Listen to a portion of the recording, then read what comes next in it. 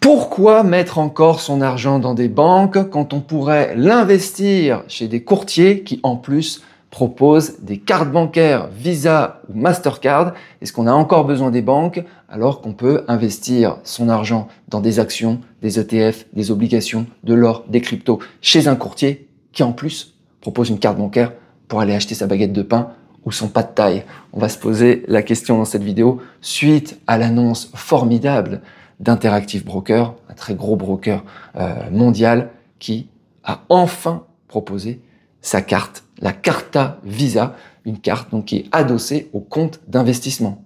Ça veut dire quoi? Ça veut dire que vous recevez vos dividendes d'actions, vos dividendes d'ETF, ou que vous revendez une partie, que vous générez vos plus-values, que vous avez du cash sur votre compte d'investissement. Plus besoin de l'envoyer dans une banque pour pouvoir le dépenser. Vous pouvez le dépenser directement. Voilà. Vivre de ces revenus passifs, vivre de ces dividendes, de ces coupons d'obligations, et s'en sortir du courtier, en restant dans votre broker. Est-ce qu'on a encore besoin d'une banque? Rien n'est moins sûr. Alors, on va faire la liste des brokers qui proposent donc des cartes. Évidemment, ceux qui ne proposent pas de cartes et qui refusent d'en proposer vont disparaître à terme. Et les banques qui proposent d'investir, donc qui ont des comptes titres par exemple, qui proposent d'investir dans des actions, obligations, ETF, etc., si les commissions, si les frais de transaction sont élevés, elles vont aussi évidemment disparaître. Allez, on commence. On va faire une petite liste des courtiers, on va dire, traditionnels, ordinaires, que vous pouvez ouvrir si vous êtes en France ou en Europe.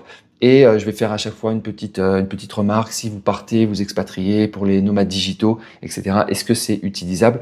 Allez, c'est parti. Interactive Broker, broker mondial. Ok, ça y est. Donc la Carta Visa, je vais la commander, évidemment. J'espère que je vais l'avoir. Donc une carte Visa, donc adossée au compte Interactive Broker. Donc Interactive Broker, c'est des frais tout petits. C'est un broker immense, un des plus gros, qui existe depuis des décennies, coté aux US, enfin bref. Donc c'est vraiment un broker aussi qui vous suit à l'international. Vous pouvez l'ouvrir en France, vous pouvez le conserver, que vous alliez dans l'Union européenne, ou bien en dehors de l'Union européenne, Thaïlande, en Indonésie, il vous suit partout. Vous mettez à jour vos identifiants fiscaux. Ils connaissent absolument toutes les règles. Voilà, vous changez votre adresse, ils vont pas vous résilier votre compte parce que vous partez en dehors de l'UE par exemple. Donc c'est vraiment c'est le broker. S'il y a un broker pour ceux qui veulent s'expatrier n'importe où dans le monde qui peut vous suivre, c'est Interactive Broker. Je gagnerais à vous dire ça, j'ai pas d'affiliation. Numéro 2, Trade Republic. Trade Republic qui a sa carte depuis longtemps. Donc Trade Republic, moi j'ai un compte aussi chez Trade Republic. Carte Visa qui fonctionne très bien. En Google, j'utilise avec Google Pay de temps en temps. Donc ça veut dire que vous êtes à l'étranger, par exemple je suis en Thaïlande ou autre, bah, vous avez votre compte Trade Republic ou maintenant Interactive Broker. Vous payez par exemple votre taxi. Le taxi Grab, il est connecté à la carte Trade Republic par exemple. Et vous pouvez payer votre ou bien vos paiements en ligne, Lazada, etc., Shopee, machin, tout. Vous mettez votre carte. Et en plus, intéressant, c'est que comme ils sont tous en concurrence, bah, les frais de change bah, sont pas très élevés. Donc les brokers, Interactive Broker, Trade Republic et les autres que je vais citer, arrivent aussi en compétition sur les frais de change. Par exemple, ils vont aller concurrencer du Wise, du Revolut, du N26, qui proposent des frais de change tout petits. Bah, là aussi, il faut comparer, parce qu'on peut avoir des frais qui sont encore inférieurs. On continue, Charles Schwab, broker américain. Alors je vais donner, Interactive Broker, c'est un broker américain. Charles Schwab, c'est un broker américain. Très intéressant aussi, si vous voulez vraiment couper totalement les ponts avec la France, ne pas vous retrouver avec votre centre d'intérêt économique qui reste en France. Attention aux IBAN FR, donc attention à Trade Republic qui, bien que allemand, va essayer de vous forcer à mettre un IBAN FR, résister, conserver l'IBAN DE. Donc pour l'instant, ils peuvent pas vous forcer, mais bon. Charles Schwab, donc broker pareil, qui peut vous suivre à l'international. Par contre, vous pouvez pas l'ouvrir en étant en France. Il faut l'ouvrir quand vous êtes parti de France, si possible. Je pense même partir de l'UE. Partez de l'UE, venez vous installer dans un pays en Asie ou en Amérique latine. Vous pouvez ouvrir votre Charles Schwab. Une fois que c'est ouvert, c'est ouvert. Voilà. Après, il y a des brokers qui sont multi-devises, d'autres qui sont mono-devises. Typiquement, Interactive Broker est un broker multi-devises. Vous envoyez des euros chez Interactive Broker, ça arrive en euros chez Interactive Broker. Vous envoyez des euros chez Charles Schwab, ça arrive en dollars. C'est converti. Bon, il y a plein de paramètres. Si vous avez des questions, vous voulez que je fasse d'autres comparaisons des brokers, mettez en commentaire. On continue. De Giro. De Giro, c'est pas bien. De Giro, il n'y a pas de carte. J'aime bien le broker, broker néerlandais, mais il n'y a pas de carte. Attention. Est-ce que De Giro veut survivre? La balle est dans son camp. Voilà, on continue. Des brokers que je connais moins. eToro.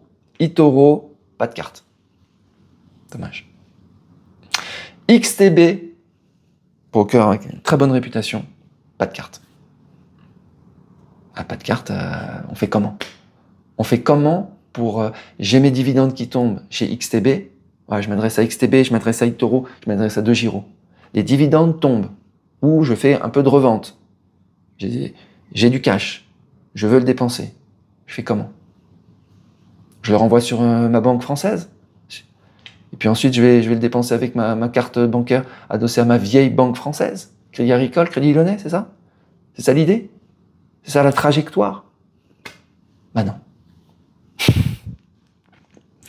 Saxo Bank, pas encore de carte.